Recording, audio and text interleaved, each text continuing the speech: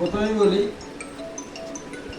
আমি হচ্ছে কি একটা আমার 10টা হচ্ছে কি হার্ট ব্লক আছে।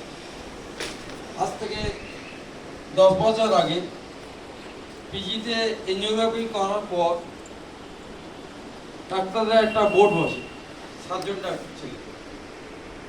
বোর্ড বসে ওরা বললেন আপনার কিছু করার নেই, ওপেন হার্ট করে খুব লাভ পাবেন না।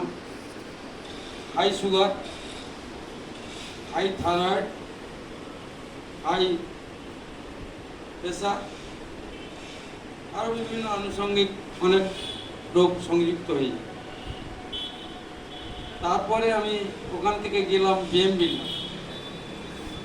ডাক্তার রঞ্জনলাল দত্তের রান্নারে চিকিৎসা করতে থাকলাম। খুব ফল আসেনি। পরবর্তীকালে ইন্দ্র, আব্বাস, হুমায়ুন এদের পরামর্শে এই থেরাপিটা আমি একটু কাছে নিন মাইকটা। হ্যাঁ, নিজেই ইউজ করতে শুরু করি এবং তাতে দেখা যায় যে কটা ডায়াগনোসিসের রিপোর্ট এসেছিল প্রায় 50% ধীরে ধীরে কমতে থাকে। বর্তমান আমি অনেকটাই রিলিজ। তার মাঝে ওই প্রথম যে স্ট্রোকটা তাতে 9টা হার্ট ব্লক হয়, তারপরে আমার কিন্তু থার্ড স্ট্রোক হয়, ব্রেন স্ট্রোক। কথা একদম ছিলই না বললে, শুধু আওয়াজটা আসতো, ভাষা আসতো।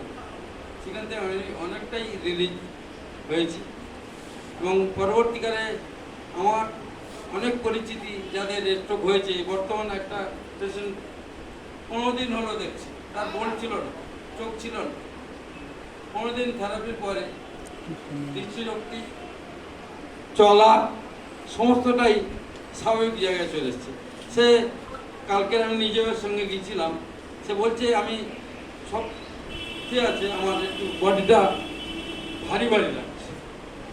মোটামুটি যতটা বুঝছি থেরাপিতে শুধু আমার বা আপনার নয়, আমরা যদি একটু আগিয়ে যাই, অনেক প্যারালিসিস রোগী থেকে আরম্ভ করে অনেক রোগীকে আমরা যদি পরিষেবাটা ঠিকঠাক দিতে পারি, তাহলে আশা করব তারা স্বাভাবিক জীবনযাত্রায় অন্তত থাকতে পারে।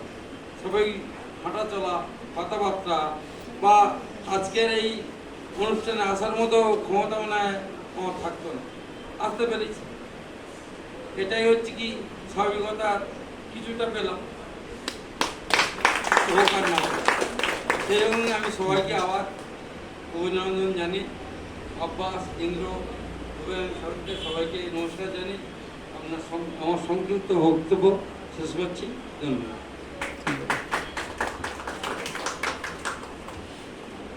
নমস্কার, আমি আব্বাসউদ্দিন সর্দার, বাড়ি ফলতা থানার অন্তর্গত চালুয়াড়ি গ্রাম পঞ্চায়েতের অধীনে গোবিন্দবাটি। তো আমি প্রথমত আমাদের স্যারের বাড়ির কাছে ওখানে লোকালয়ে শ্রীরাপল মহাবিদ্যালয়ে ওখানে পড়াশোনা করেছি। তার সাথে সাথে ওখানে একটু রাজনীতির আঙিনায় পা রেখেছিলাম। তো তারপরে আমার ভাই ইন্দ্রজিৎ আমাদের থেকে জুনিয়র, তো আমাদের এখানে বসে আছেন রাজেশ দা, যিনি আমাদেরকে না রাস্তা দেখালেন। আমরা হয়তো হুমায়ুন স্যারের সঙ্গে সাক্ষাৎ করতে পারতাম না বা এত বড় সুযোগ আমরা হাতে পেতাম না। তো তারপরে আমি আমার জীবনের প্রথম আমি এই প্রাইভেট কোম্পানি টেরাটেরা ফ্রিকোয়েন্সি ডিভাইস নিয়ে আমি যখন প্রথম কাজ করেছি আমার কলেজের সামনে কালীতলা গ্রামে। তো ওখানে একজন অত্যন্ত গরিব মানুষ, তিনি ভ্যান চালিয়ে সংসার চালাতেন। তো আমি যখন ওনাদেরকে বললাম বিষয়টা নিয়ে, বলার পরে গ্রামের মানুষ তারা আমাকে বললেন যে তুমি এনাকে থেরাপিটা দাও, ইনি যদি সুস্থ হয় আমরা সবাই মিলে সহযোগিতা করব ফিনান্সিয়াল দিকটা। তো আমি শুরু করলাম থেরাপি। গিয়ে দেখলাম মানুষটি কথা বলতে পারছে না, মেঝেতে বসে বসে চলাফেরা করে, একটা সাইড পুরো অবাক, কানে শুনতে পাচ্ছে না, টোটালটাই অবাক, কানে শুনতে পাচ্ছে না, কথা বলতে পারছেন না, এবং একটা সাইড হাত পা কিছু নাড়াচাড়া করতে পারে না। গ্রামের নামটা, লোকেশনটা? গ্রামের নাম সিরাকোল কালীতলা, সিরাকোল মহাবিদ্যালয়ের অপোজিট। পেশেন্টের নাম হচ্ছে রামু মণ্ডল। আপনারা যদি দেখতে চান ওখানে যাবেন। তো আমি গ্রামের মানুষের সহযোগিতায় 11 দিন থেরাপি দিলাম। তো 10 দিন 8 দিনের মাথায় উনি হাঁটতে শুরু করলেন, এবং 4 দিনের মাথায় ওনার কথা পরিষ্কার এসে গেল, যে কথা বলতে পারতেন না।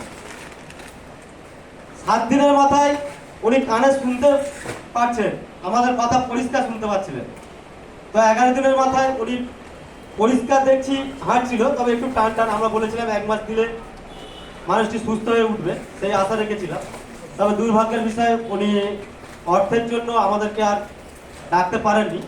তো তারপরে আমাদের ডাক্তারবাবু ডক্টর হরিশ্চন্দ্র মণ্ডল, যিনি আপনাদের সামনে আগে বক্তব্য রাখলেন আমার আগে, উনি আমাকে বললেন ফলতার মল্লিকপুর কাটাখালী গ্রামে, ওখানে ঘোল রাজারামপুর, ওই গ্রামে একজন ব্যক্তি, তিনি স্ট্রোক হয়ে গেছিলেন, বলাই মণ্ডল।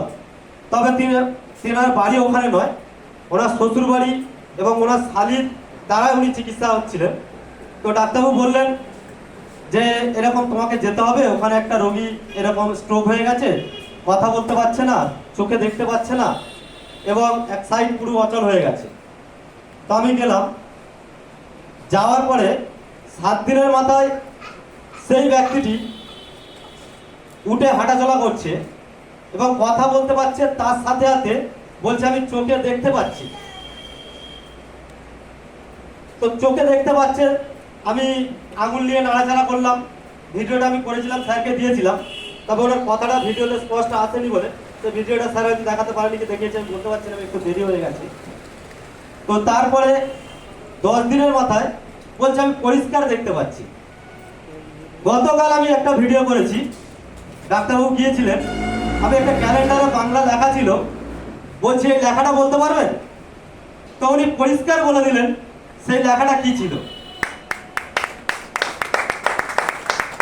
তো আমি ধন্যবাদ জানাবো আমাদের হুমায়ুন স্যারকে, রাজেশ দাকে, প্রদীপ দাকে এবং ইন্দ্রজিৎ ভাইকে, এবং সাথে সাথে আমাদের ডাক্তারবাবুকে, যে এইভাবে আরও আশেপাশে যত রোগী আছে আমাদের দ্বারাই তাদেরকে চিকিৎসা করানো হোক। আমরা আরও আমাদের ডায়মন্ড হারবার